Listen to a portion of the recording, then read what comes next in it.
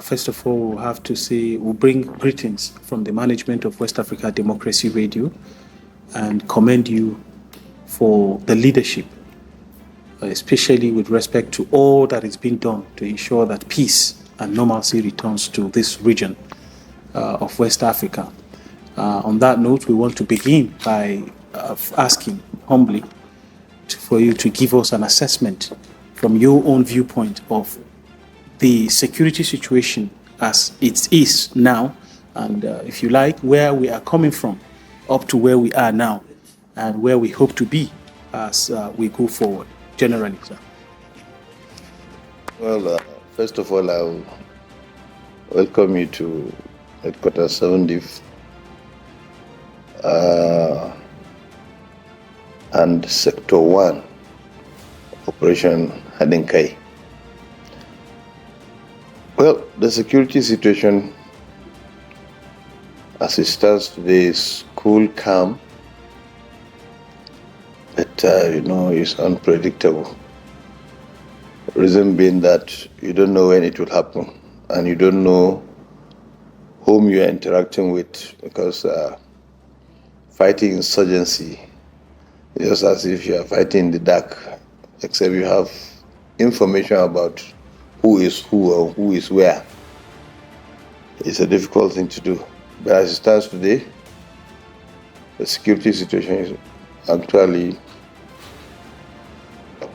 calm but fluid. The way I say is calm but fluid is you have occasional interruption by the enemy, maybe through one or two ambushes, mostly IED attacks. So you don't know when it will be laid and who will be going to where it was laid or it is laid. There is freedom among the populace. People move from Maiduguri up to Goza, up to Madagali without any escort, which was not the same before now. People leave from here to Damaturu without escort. They are free, So almost all the routes are virtually free, and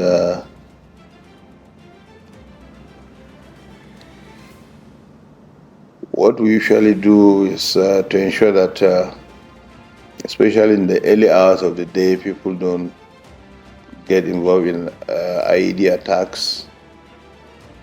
Our troops scan the route. They get to certain points. In between units, there is a point where you get to, you scan here, scan the other way, and we balance up. So it's only after those scannings that we allow people to move, so that their freedom, their well-being is what we actually look out for. So the security situation is okay, seriously speaking.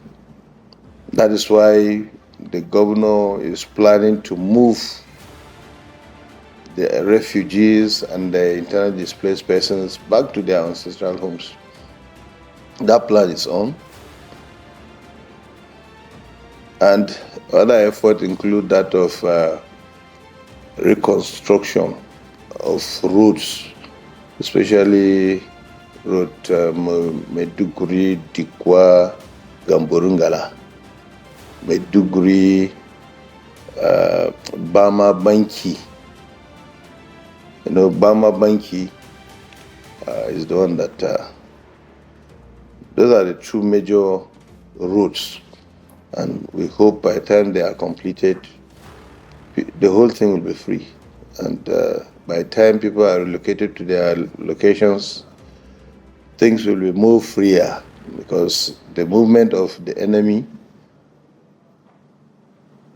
will be highly impeded, will be highly disrupted, because the presence of persons now brings up obstacles.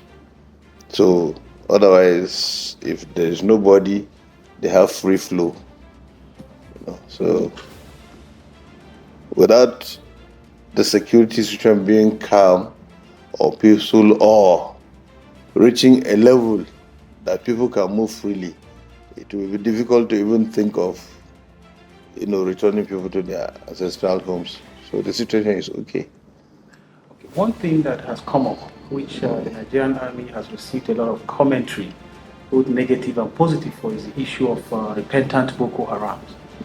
The Army has its own program ongoing, and the state government just came up with what is now referred to as the Borno model. Talk to us a little bit about the idea behind all of this and the kind of relationship that the Army has with the state government in terms of ensuring that everything goes on well. It is because the enemy forces have been degraded, have been dealt with seriously, that they decided to start surrendering. And the government also made it possible for more surrenderings to occur. So we have kinetic, non-kinetic, and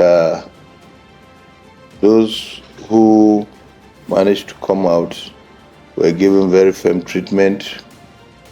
So it encouraged others. Others, because of our own incursion, our own effort to ensure that we return normalcy.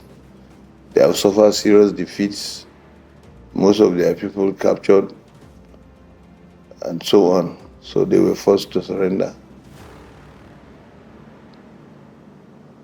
Now, we have a lot of people surrendering. Where do you keep them? How do you administer over them?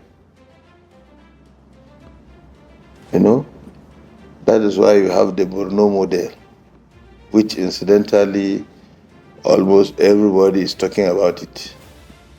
And I don't want to go deep into what the Borno model is. It's a kind of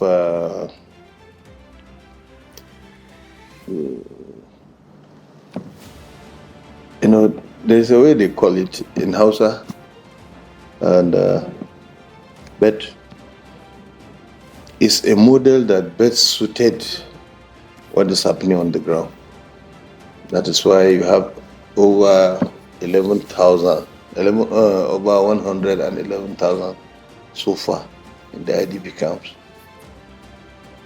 comprising children, fighters, women, and so on, in the camp where they are concentrated.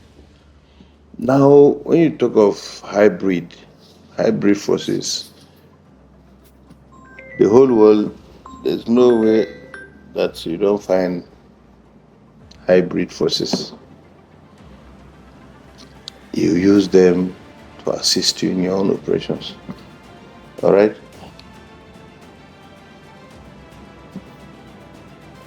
It is a known fact.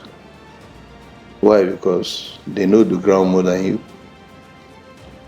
They are owners of the ground. They know how they penetrate themselves. They know how to penetrate the bushes. So they are good. You cannot do without them. Whatever anybody is saying is just because he is not doing it in the field. So you may decide to talk negatively about them, but we know what we are doing with them. Okay? So, before my colleague will come in, sir, we had a conversation with the Deputy Governor earlier on, and he talked extensively about the Borno model. Okay. And one thing that he highlighted also that led to that success was the cooperation that he have received or that exist between the government and the army. And of course, I've asked before, but I want to ask again to describe for us the kind of relationship that has led to this situation that we are now in, that people can now freely travel within Borno State and beyond. Yeah, in whatever situation you find yourself, especially in a war-torn zone, if there is no synergy, there's no cooperation, there's no talks in between, there's no good relationship with the military and the inhabitants, it will be very difficult to succeed. A situation like the one we are in now, insurgency, and our effort to counter insurgency. If there is no cordial relationship between the indigents and the force, it will be very difficult for you to succeed. At the onset of the operation, an insurgent will commit offense. Once he gets into a particular house, the people will say they don't know him, they've not seen him. Why? Because he is part of them. We're only lucky that the tide turned against them, and they discovered that they were not only against the military, but even the civilians themselves. Those days you find burrows between houses, hole here, that is linking from one house to the last house. You will be outside waiting to see the man come out. The man has charged through broken walls to the last and escaped. So our relationship with the state government and the populace generally is very, very good. Even though you at times there is little, I say not to say skirmish, but misunderstanding. And misunderstanding is everywhere. Anytime it can happen. So when it happens, but we are always quick to ensure that this thing is restored. And when I talk of the military, I'm looking in a relationship with other security agencies. Together we work against the common enemy. So we work in synergy with one another to ensure that success is attained. And the state government also does its bit. We have the Civilian Joint Task Force, whom we work with.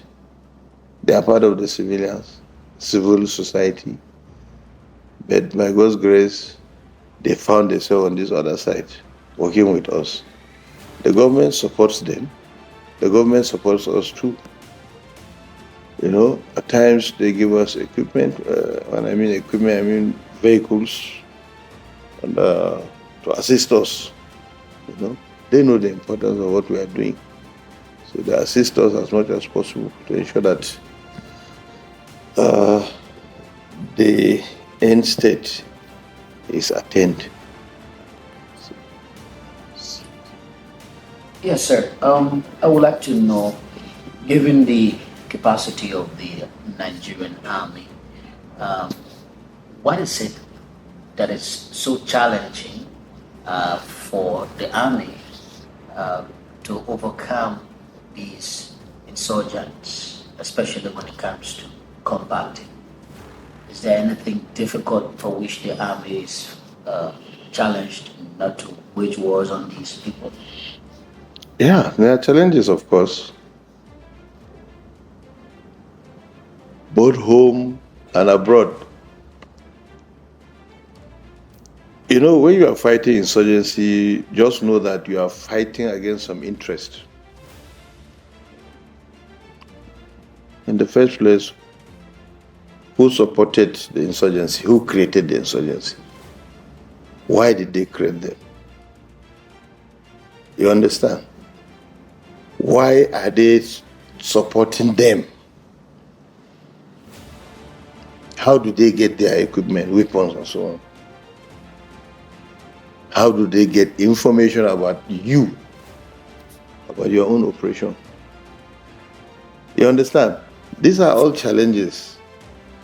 At times you want to get equipment, somebody will detect to you what you do with those equipment. Is it supposed to be like that? No. If we are sincere, when you are fighting a war, the whole world should support you to end that war. Not verbal support, I mean physically.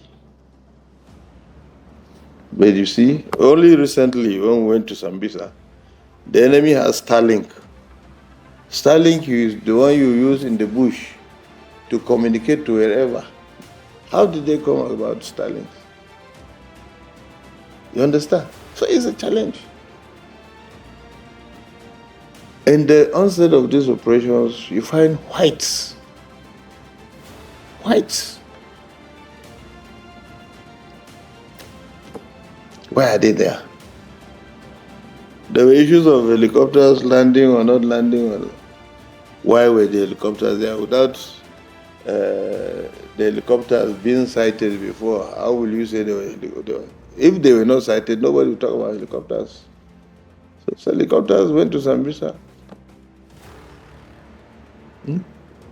These are challenges. And you know, Nigeria is a blessed country. Everybody knows that. In fact, there is no state in the country that does not have something to support itself in terms of, what do you call it? Mineral resources. Maiduguri alone, if left normal, can feed the whole of West Africa. If you do that, what happens? You become wealthier. You become stronger. What next? People will feel you are threatening them. You are a threat now because you are the spokesperson of a particular region. So all these things, to my belief, are things that made people to say, no, let's thwart the effort of these people from becoming something. Let's give them work so that we divert their attention into other things. You understand? And I remember during a come-up, Nigeria single-handedly sponsored almost all the operations. And we didn't do that to go for any gains. Otherwise, by now we should have annexed Liberia, you know. So Nigeria is blessed, and unfortunately, so many forces are working against the progress of the country. That is the challenge. It's not that the military cannot do it. Given the way with that, the Nigerian military would have finished this thing long time, but sabotaged from all angles. That is it. Except that we would just want to ask if there's any other thing that you would like to share, particularly with regards to the efforts being made here, and if there's any call also to those interests that are working against Nigeria. I think... Yeah, the truth is we will continue to do the best we can to ensure normalcy returns And we implore well-meaning individuals, both home and abroad, to support what we are doing, to support the government to ensure peace returns, normalcy returns.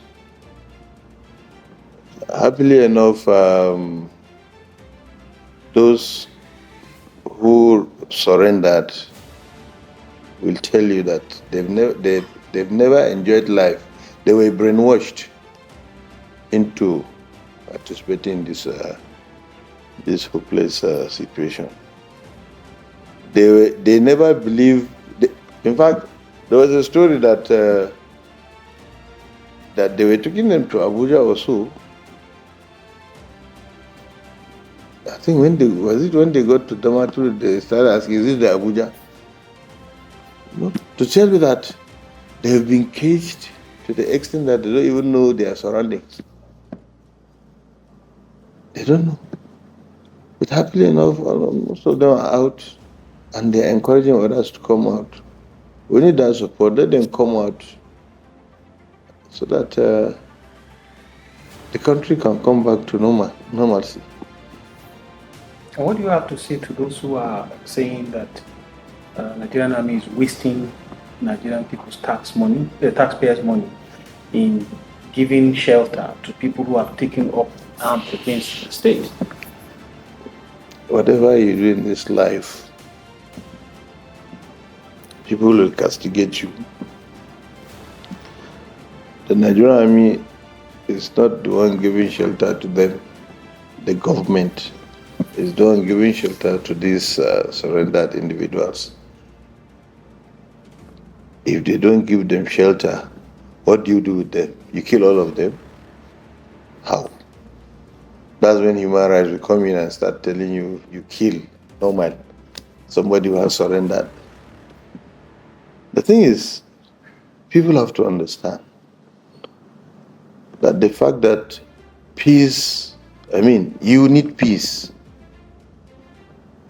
You have to bring the other party to that peace table. You have to make him belong. How someone says, because one part of your arms is rotten, you just slice it off. No, you look for medicine for it. Is that not so? So it is just unfair. Maybe they have not been well informed about what we are doing. Okay, they come in. We now say, okay, just remain there.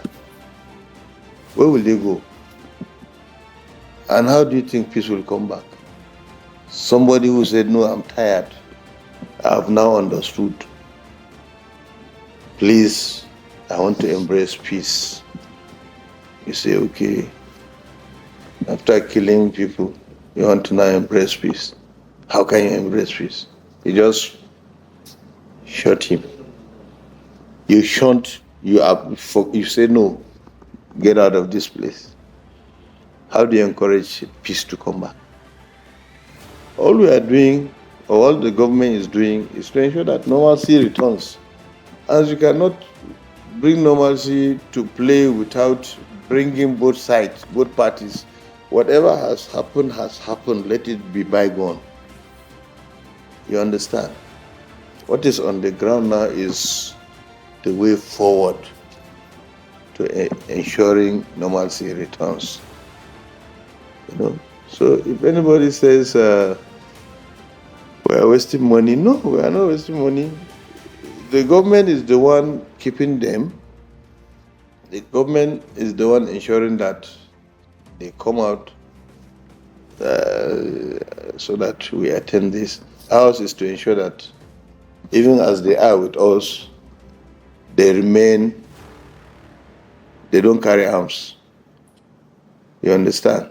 So that it will send message to the general populace that these people meant well. You understand? It's not that It's just people. It's just misunderstanding. People don't even understand what it is. Maybe part of again what we need to clarify is it true that some of these repentant Boko Haram have been recruited into the army? No. Most of them have. A lot of them have passed the age of recruitment. A lot of them have passed that age, and the army. You don't just recruit anybody. There are criteria. You must have O-level certificate, 5 credits, including maths and English. You must be physically and medically fit. You must be within so age bracket. You understand?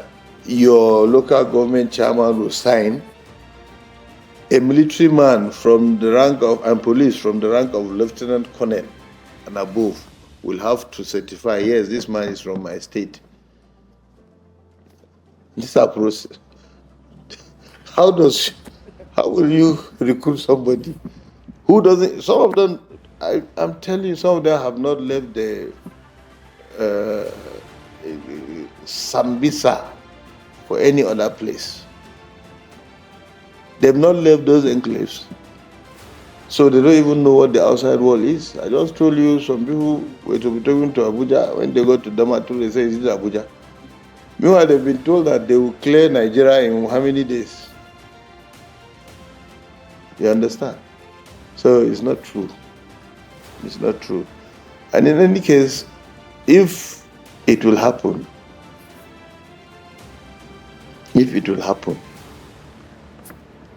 you look at those who are craftsmen, those who are talented, like the ID, those who produce the IEDs. You know, they are not ordinary men like that. They are talented. Why not use their talent to make something for the army or for the armed forces? You know, but truly, I'm not sure the army will recruit anybody just like that. Thank you very much, sir. Thank you very much.